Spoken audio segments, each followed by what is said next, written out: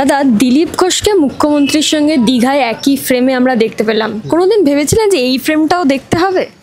হ্যাঁ, এমন নয় যে কখনো মমতা বন্দ্যোপাধ্যায়ের সাথে অন্য কোনো বিজেপির নেতাদের আমরা দেখতে পাইনি। দিলীপ ঘোষ তার কোনো অন্যথা নন, এবং এতে তো মানে খারাপ লাগার কিছু ব্যাপার নেই। দিলীপ ঘোষ যে হিন্দুত্ববাদী রাজনীতি করে, সেখানে যদি গিয়ে একটা জগন্নাথ ঠাকুরের যদি দর্শন করতে যান, সে তো বিজেপির লাইনেই উনি কাজটা করেছেন। আমার তো মনে হয় দিলীপ ঘোষের মতো বাকি যারা বিজেপি নেতারা আছেন, সেটা শুভেন্দু অধিকারী হোক, সেটা অর্জুন সিং হোক, সেটা শঙ্কুদেব পান্ডা, যারা এই দিলীপ ঘোষের বিরুদ্ধে কথা বলছেন, সৌমিত্র খাঁ হোক, তাদের তো সবার আগেই জগন্নাথ ধামে গিয়ে একবার দর্শন করে নেওয়া ঠাকুরের উচিত ছিল। যারা রাম মন্দিরে গিয়ে দর্শন করেছেন, যারা মহাকুম্ভে গিয়ে একটা ডুব মেরে এসছেন, তারা কেন জগন্নাথ ধামটাকে একসেপ্ট করতে পারছেন না? কারণ ওটা মমতা বন্দ্যোপাধ্যায় তৈরি করেছেন।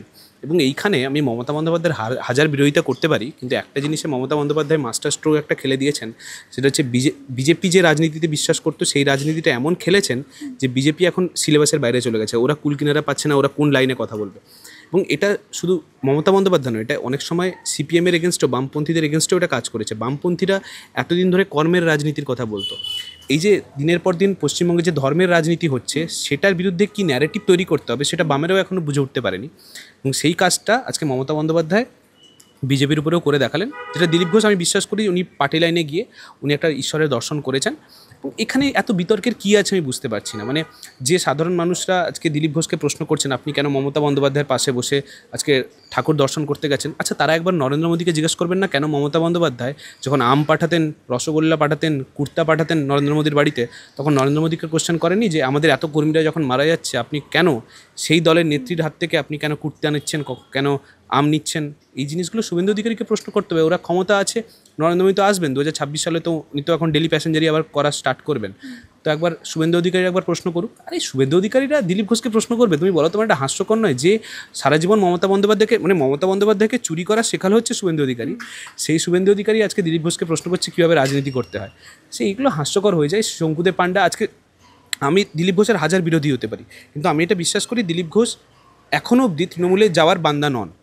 কালকে হয়তো অর্জুন সিং তৃণমূলে চলে যেতে পারবেন, শঙ্কুদেব পান্ডা তৃণমূলে চলে যেতে পারেন, দিলীপ ঘোষ হয়তো নিজের তৃণমূলে গেলেও তৃণমূলে নেবে কিনে যাই না, অন্য কোনো দল তৈরি করতে পারেন। কিন্তু দিলীপ ঘোষ এমন একটা নেতা, সে তৃণমূলে যাবে বলে আমি এখনও বিশ্বাস করি না। হয়তো হলেও হয়ে যেতে পারে, সেটা আমার হয়তো বিশ্বাসের উপরে আমার নিজে একটা আঘাত পড়বে। তবে যদি চলে যান, কিন্তু এই মানুষগুলো এদেরকে শেখাবে রাজনীতি, এটাই তো খারাপ লাগছে দেখতে।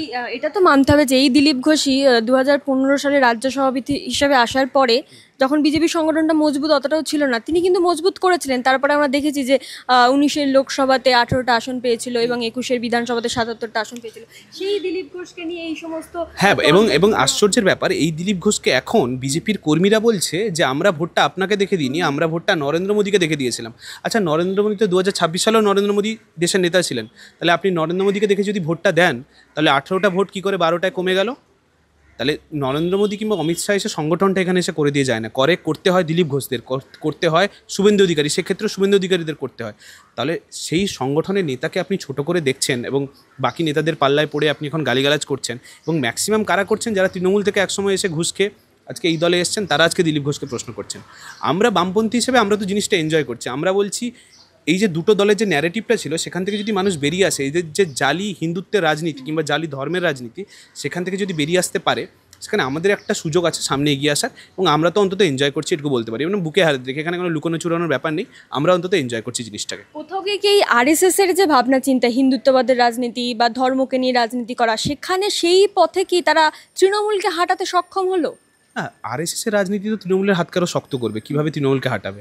এই আরএসএসই তো বলেছিল তৃণমূলের মমতা বন্দ্যোপাধ্যায়কে আরএসএসের দুর্গা, সেই দুর্গাকে কেন আরএসএস সরাতে যাবে? এবং আমরা তো কিছুদিন আগে দেখলাম এই যে জগন্নাথ ধাম হয়েছে, সেটাও তো আরএসএসের একটা বড় হাত থাকতে পারে, বড় ভূমিকা থাকতে পারে, যেখানে মমতা বন্দ্যোপাধ্যায় এই কাজটা করে দেখিয়েছেন। মুর্শিদাবাদে কিছুদিন আগে আমরা একটা দেখলাম দাঙ্গা লেগেছিল, সেখানেও আরএসএসের একটা ভূমিকা পাওয়া যেতে পারে বলে একটা সম্ভাবনা দেখা যাচ্ছে।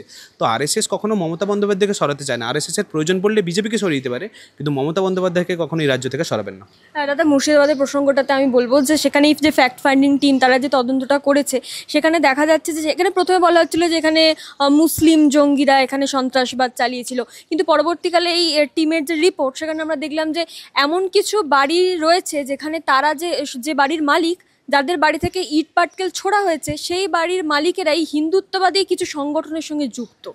এটা তো হওয়া স্বাভাবিক। এবং এই ধর্মের রাজনীতি করেই বিজেপি কিংবা তৃণমূল দুজনই বলো, দুজনেই টিকে আছে।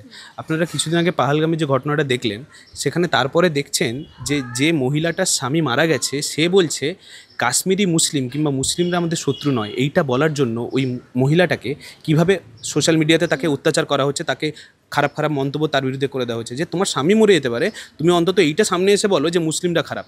এইটা যখন মহিলাটা বলতে অস্বীকার করছে, তাকে নোংরা গালিগালাজ করতে নেমে পড়েছেন বিজেপির কিছু কর্মীরা। ভাবুন, যে মহিলাটা আজ থেকে 5 দিন আগে কি 7 দিন আগে তার স্বামীকে হারিয়েছেন, সে কতটা মনের জোর রেখে এটা বিশ্বাস করেন, একটা সেকুলারিজম ভারতবর্ষে বিশ্বাস করেন যে বলতে পারছেন সব মুসলিমরা খারাপ নয়। পাকিস্তানের কিছু মুসলিম জঙ্গিরা ভারতবর্ষের হিন্দুদের মেরেছে বলে আমরা রাস্তায় গিয়ে কিছু ভারতীয় মুসলিমকে অত্যাচার করতে পারি না, তাদের উপর গিয়ে ওই রিভেঞ্জটা নিতে পারি না। আমরা কিছুদিন আগে দেখছি একটা, মানে কালকেই একটা ঘটনায় দেখলাম, যেখানে একটা মুসলিমকে, আমাদের ভারতীয় মুসলিমকে কিছু ভারতীয় হিন্দুরা বলছে তুমি জয় শ্রীরাম বলো, নাহলে তোমাকে লাঠি দিয়ে পেটানো হবে। আরে কাশ্মীর, মানে পাকিস্তানের মুসলিমরা অত্যাচার করেছে বলে তুমি ভারতীয় মুসলিমকে অত্যাচার করবে? এটাই কি আমাদের ভারতবর্ষের রাজনীতি হওয়া উচিত ছিল? দিনের পর দিন যে রাজনৈতিক অবক্ষয় হচ্ছে, আমরা জ্যোতি বসুর সময় এই কথাটা ভাবতে পেরেছিলাম? জ্যোতি বসুর সময় যখন গোটা ভারতবর্ষে দাঙ্গা হচ্ছে, ওই বাবরি মসজিদ ভেঙে যাওয়ার পরে জ্যোতি বসু একটা কথা খুব স্পষ্টভাবে বলেছিলেন যে গোটা ভারতবর্ষে দাঙ্গা হতে পারে, কিন্তু পশ্চিমবঙ্গে যদি কেউ দাঙ্গা করতে আসে, আমি কপালে বন্দুক রেখে গুলি করে দেবো তাদেরকে। তাদের এখানে দাঙ্গাবাজদের কোনো এখানে ঠাঁই নেই পশ্চিমবঙ্গে। এই কথাটা আমি বলছি, একবার মমতা বন্দ্যোপাধ্যায়ের সামনে এসে বলতে পারছেন না যে পশ্চিমবঙ্গে দিনের পর দিন এই ঘটনাগুলো ঘটছে? একটা ক্লাস 2 এর মুসলিম বাচ্চাকে একজন টিচার তাকে বলছে তুমি জয় শ্রীরাম বলো, নাহলে তোমাকে কান ধরে ক্লাসে বের করে দেবো। তাহলে বাচ্চাটা বড় হয়ে কোন শিক্ষায় বড় হবে, কিভাবে সে মানুষ হবে? আমরা তো এই রাজনীতিতে বিশ্বাস করি না, এই সেকুলারিজমে বিশ্বাস করি। আমরা সেকুলারিজমে বিশ্বাস করি। এই যে দিনের পর দিন যে মিডিয়ারা যে ধর্মের রাজনীতি ছড়িয়ে দেওয়ার চেষ্টা করছে, তাতে আমরা বিশ্বাস করি না। কেউ কোনো ময়ূক রঞ্জন ঘোষ আছে, সে বলছে যারা সেকুলার তারা ভারতবর্ষ থেকে বেরিয়ে যাক। আরে ভারতবর্ষ তো তোদের বাপের টাকায় খায় না রে বাবা। ভারতবর্ষ সেকুলারিজমে বিশ্বাস করে, নরেন্দ্র মোদীও বিশ্বাস করেন, অটল বিহারী বাজপেয়ীর মতো নেতারাও বিশ্বাস করেছিলেন ভারতবর্ষ সেকুলার ছিল, আছে এবং থাকবে। যদি ময়ূক রঞ্জন ঘোষের মতো মানুষরা বিশ্বাস করে যে ভারতবর্ষে সেকুলারিজম থাকা দরকার নেই, তাহলে তারা পার্শ্ববর্তী অনেকগুলো দেশ আছে, যেমন বাংলাদেশ, পাকিস্তান, আফগানিস্তান, সেখানে চলে যাক। যারা সেকুলারিজমে বিশ্বাস করে না, সে দেশে গিয়ে ভালো থাকুন, ভারতবর্ষ আপনাদের জন্য নয়। কিন্তু এই ময়ূক রঞ্জন ঘোষ কিন্তু আবার কয়েকটা এফআইআর করার পর তার চ্যানেলে এখন সম্প্রীতির বার্তা ছড়াচ্ছে। এটাই হওয়াই উচিত। দুটো এফআইআর করলে ওরা লাইনে চলে আসে। এরা কত বড় হিন্দু বীর সেগুলো তো দেখা যায়। এবং শুধু ময়ূক রঞ্জন ঘোষ নয়, বিজেপির অনেক বড় বড় নেতা আছে, তারা কত বড় হিন্দু বীর, দুটো এফআইআর করলেই তারা সব সাইজ হয়ে যায়। আপনি ময়ূক রঞ্জন ঘোষের উদাহরণ দিচ্ছেন, আমি বলছি কার্তিক মহারাজ। দুদিন আগে যে হুমায়ুন কবির বলেছিলেন 70% মুসলিমের ক্ষমতা আছে, 30% হিন্দুকে কেটে ভাগীরথীর জলে ভাসিয়ে দিবেন, যখন এত বড় আন্দোলন করলো কার্তিক মহারাজ, বললেন কি খারাপ একটা মানুষ, মানে হুমায়ুন কবিরের মতো খারাপ মানুষ হয় না। দুদিন পর ভোটের আগে তার সাথে গিয়ে একসাথে গলায় হাত মিলিয়ে, মানে গলায় হাত রেখে ফটো তুলে উনি কী করলেন না, সেই জায়গা থেকে তৃণমূলকে জিতিয়ে দিলেন, বামফ্রন্টদের হাঁটিয়ে দিলেন। এই রাজনীতি তো আমরা দিনের পর দিন ধরে দেখে আসছি। এবং এদেরকে দুটো পুলিশের ভয় দেখালেই এরা কেঁপে উঠবে। এদেরকে আলাদা করে মানে চমকানো ধমকানো দরকার নেই। সোশ্যাল মিডিয়াতে দেখছেন ওদের বিরুদ্ধে কী হচ্ছে, তারপরে পুলিশি অ্যাকশন দুটো হলে এরা ঠিক সাইজ হয়ে যায়। দেখছিলাম আর একটা জিনিস যে খগেন এটাই একটা জিনিস হচ্ছে সেকুলারিজমের, এটি একটা বিশেষত্ব যে ভারতবর্ষে 80% মানুষ সেকুলারিজমে বিশ্বাস করে বলে এই ময়ূক রঞ্জনের মতো মানুষরা তারা সব লাইনে চলে আসে। এটা যদি হতো ময়ূক রঞ্জনের পক্ষে বেশিরভাগ মানুষ দাঁড়িয়ে পড়েছে, সেকুলারিজমের বিপক্ষে মানুষ আছে, তাহলে আজকে ময়ূক রঞ্জন ঘোষকে এই স্ট্যান্সটা তার নিজের পরিবর্তন করতে হতো না। তারা পরিবর্তন করেছে কারণ ভারতবর্ষে বেশিরভাগ মানুষ বিশ্বাস করে, ইভেন বিজেপির মানুষরাও, বিজেপির বন্ধুরাও বিশ্বাস করে যে ভারতবর্ষ একটা সেকুলার দেশ ছিল, আছে এবং থাকবে। আরেকটা জিনিস দেখছিলাম যে খগেন মুর্মু তিনিও আজকের বিজেপি দিলীপ ঘোষের যে কথা, সেই কথার সুরেই কথা বলছেন। অর্থাৎ জগন্নাথ মন্দির মুখ্যমন্ত্রী করেছেন, এটা খুব ভালো। অর্থাৎ যেটা দেখছি যে শুভেন্দু অধিকারী বা সৌমিত্র খা এরা যেভাবে বিরোধিতা করছেন, খগেন মুর্মু কিন্তু এই দিলীপ ঘোষের কথা তৃণমূল করছে, তাদের একটা রাজনীতির কারণে করছে। তারা বিশ্বাস করে হয়তো দিলীপ ঘোষকে যদি এদিকে আনতে পারে, তৃণমূলে আনতে পারে। জগন্নাথ ধাম যেটা হয়েছে তার অনেক জায়গায় বিরোধিতা করতে পারি আমরা। দেখুন, বামেরা সবসময় এই মন্দির মসজিদ রাজনীতির বিপক্ষে ছিল। সরকারি টাকায় কেন একটা মন্দির হবে? এটাই তো একটা প্রশ্ন। মন্দির কেন, মসজিদ কেন হবে, গির্জা কেন হবে, সরকারি টাকায় কেন এগুলো হবে? তো এই প্রশ্নগুলো বামপন্থীদের স্ট্যান্স কিন্তু একটা আছে, কিন্তু এক্ষেত্রে বিজেপি আর তৃণমূলের স্ট্যান্স কিন্তু বারবার পরিবর্তন হচ্ছে। যে তৃণমূল একসময় বলতো রাম মন্দির বিজেপি কেন করছে, আজকে সেই তৃণমূল আজকে মমতা সরকারের টাকায় আজকে একটা জগন্নাথ মন্দির তৈরি করছে। যে বিজেপি একসময় রাম মন্দিরকে সাপোর্ট করতো, সে আজকে নিজের রাজ্যে একটা জগন্নাথ ধামকে অস্বীকার করছে। সেই বিজেপি আজকে, ওড়িশার বিজেপি আজকে মমতা বন্দ্যোপাধ্যায়ের বিরুদ্ধে মন্দিরের এগেনস্টে কথা বলছে। কেউ বলছে মন্দির ভেঙে দেবে, এমন এমন সব হুঙ্কার দিচ্ছে। তো এই জায়গাগুলো, এদের যে ধর্মের রাজনীতি কতটা জালি, এরা দিনের শেষে এটাই বোঝা যায়। মানে আবার এই জগন্নাথ মন্দিরে যারা যাবে তারা নাকি আবার জালি হিন্দু, শুভেন্দু অধিকারী তো এটাও বলছে। এই হচ্ছে এদের হিন্দুত্বের রাজনীতি। এরা তো কোনোদিন আসল হিন্দু ছিল না। যারা আসল হিন্দু তারা কখনো হিন্দুত্বের গলায় কখনো গেরুয়া ফেট্টি পড়তে হবে না, গলায় কখনো আলাদা নতুন করে তিলক দিতে হবে না। যারা হিন্দু তারা তাদের নিজের কর্মে বুঝিয়ে দেবেন। আমরা সবসময় মনে করে এসেছি ধর্ম সেটাই যেটা কর্মে বুঝিয়ে দেওয়া উচিত। তো এই সবসময় চিৎকার করে নিজেকে হিন্দুত্বের সম্রাট দাবি করার এটা যারা করে তারাই আসল জালি হিন্দু। সেটা আমার একটা ভালো সিনেমা মনে পড়ছে, এখানে পিকে বলে একটা মুভি ছিল, সেখানে এই ডায়লগগুলো ছিল যে হিন্দুত্বের প্রচার করতে গেলে কখনো তোমাকে ওই বা হিন্দুত্ব হোক, সেটা কোনো ধর্মের রাজনীতি হোক, সেটা মুসলিমদের রাজনীতি হোক, কখনো বড় দাঁড়িয়ে রাখতে হবে না, কখনো ফেস টুপি পড়তে হবে না, কিংবা গলায় মাথায় কখনো তিলক দিতে হবে না। সেটা এরা করে, যারা করে তাদেরকেই বুঝে নেওয়া উচিত যে এই রং নাম্বার বলে একটা ব্যাপার ছিল, এই হচ্ছে আসল রং নাম্বার। দাদা, আমরা কয়েকদিন আগে দেখলাম এই মেচুয়া ফলপট্টির যে ঘটনাটা, সেখানে যে হোটেলে অগ্নিকাণ্ডের ঘটনা, সেখানে কোনো রকম ফায়ার লাইসেন্স ছাড়া, যেটা জানা যাচ্ছে যে এই হোটেলগুলো এতদিন ধরে চলে আসছিল প্রশাসনের নাকের ডগায়, তার কোনো ব্যবস্থা নিচ্ছে না। এবং মুখ্যমন্ত্রীকে প্রশ্ন করা হলে তিনি বলছেন যে সব কিছুকে আগে থেকে জানা সম্ভব। মানে তার রাজ্যে এমন ঘটনা, অথচ তিনিই জানছেন উনি না। কিছুই জানেন না। উনি আরজি করে জানতেন না, উনি 26,000 চাকরি বাতিল হলো সেটা জানেন না, কোথায় ঘর ভেঙে পড়ছে সেটা জানেন না, আগুন লাগছে কোথায় সেটাই জানেন না।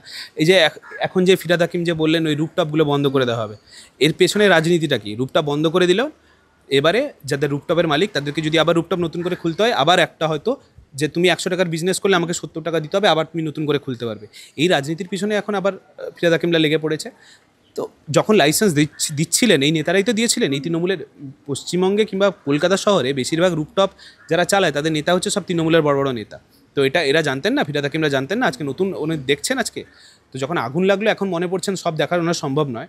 অথচ উনি এমন একটা নেত্রী, উনি একবার মঞ্চ থেকে দাঁড়িয়ে বলছিলেন পশ্চিমবঙ্গে সব কিছু নাকি উনি খেয়াল রাখেন, কোথায় কী হচ্ছে না হচ্ছে, ওনার নেতারা কী করছে সব উনি খেয়াল রাখেন, এবং 294টা সিটে উনি প্রার্থী, উনি সব কিছু খেয়াল রাখতে পারেন। তো আজকে তো জবাবটাকে ওনাকেও দিতে হবে না? তো সেক্ষেত্রে আজকে যে আবার যে একটা নতুন রাজনীতি করলেন, কিছুদিন আগে আমরা দেখেছিলাম ফুটপাতে উঠিয়ে দিল। ফুটপাত উঠিয়ে দেওয়ার পিছনে রাজনীতি এটাই ছিল যে যারা আবার নতুন করে ফুটপাত খুলতে চায় তারা আবার নতুন করে তৃণমূলের কাউন্সিলরকে টাকা দাও, বা তৃণমূলের লোকাল যে নেতা আছে তাদেরকে টাকা দাও, দিলে আবার তোমরা ফুটপাত খুলতে পারবে। একইভাবে রুপটপও একইভাবে নতুন বিজনেস স্টার্ট করেছে। ফুটপাত থেকে তোলার পর আবার কিন্তু সব ফুটপাত এখন আবার ফুটপাত আবার নতুন করে টাকা নিয়েছে, আবার ফুটপাতগুলোকে বসিয়ে দিয়েছে। আবার রুপটপ দেখো, আমি তো বলছি 1 থেকে 2 সপ্তাহের মধ্যে আবার রুপটপগুলো স্টার্ট হয়ে যাবে। তৃণমূলের নেতাকে একটু টাকা খাওয়াতে হবে, আবার নতুন করে খুলে যাবে। যেমন ব্যবসা রমরমিয়ে চলছিল, যেমন ইলিগেলভাবে চলছিল, তেমন আবার ইলিগেলভাবে চলবে। মানে আবারও আমাদেরকে এরকম 14টা বা তার বেশি আরও বেশি দেখতে হতে পারে। আমি তো বলছি যখন গল্ফ গ্রিনে বাড়ি ভেঙেছিল তারপরে তো উচিত ছিল আর যাতে মানে কলকাতা শহরে কিংবা পশ্চিমবঙ্গে সেক্ষেত্রে আর যাতে কোথাও কোনো ইলিগেল বাড়ি তৈরি না হয়, সেটা মমতা বন্দ্যোপাধ্যায় দেখা উচিত ছিল। তারপরেও আমরা এখান থেকে কিছু দূরে যাদবপুরে দেখেছিলাম, কোথায় ওই বেলেঘাটা না কোন একটা এরিয়াতে অনেকগুলো ইনসিডেন্ট এরকম ঘটনা ঘটেছে। বাঘাযতীনে একটা বাড়ি দেখেছিলাম হেলে পড়েছে। তো এই ঘটনাগুলো তো মমতা বন্দ্যোপাধ্যায়কে তারপরে আটকানো, ট্যাংরাতেও ঘটেছে। তো মমতা বন্দ্যোপাধ্যায়ের উচিত ছিল আটকানো, তো আটকাতে পারেননি। আরও কতগুলো পরিবার ধ্বংস হয়েছে যারা জীবনের সর্বোচ্চ সঞ্চয়গুলোকে দিয়ে একটা ফ্ল্যাট কিনেন, কলকাতা শহরের মতো এরকম বড় বড় জায়গায় ফ্ল্যাট কিনেন, তারা যখন নিঃস্ব হয়ে যান সেটা তো মমতা বন্দ্যোপাধ্যায় দেখার উচিত ছিল। উনি যখন ওই গল্ফ গ্রিনের পরে দেখতে পারেননি, আমার বিশ্বাস আরও পশ্চিমবঙ্গে আরও অনেক হোটেল, আরও অনেক রেস্তোরাঁ আগুন লাগবে। মমতা বন্দ্যোপাধ্যায় এনজয় করবেন কিছুদিনের জন্য, ওটাকে বন্ধ করবেন, আবার টাকা খেয়ে আবার স্টার্ট করে দেবেন।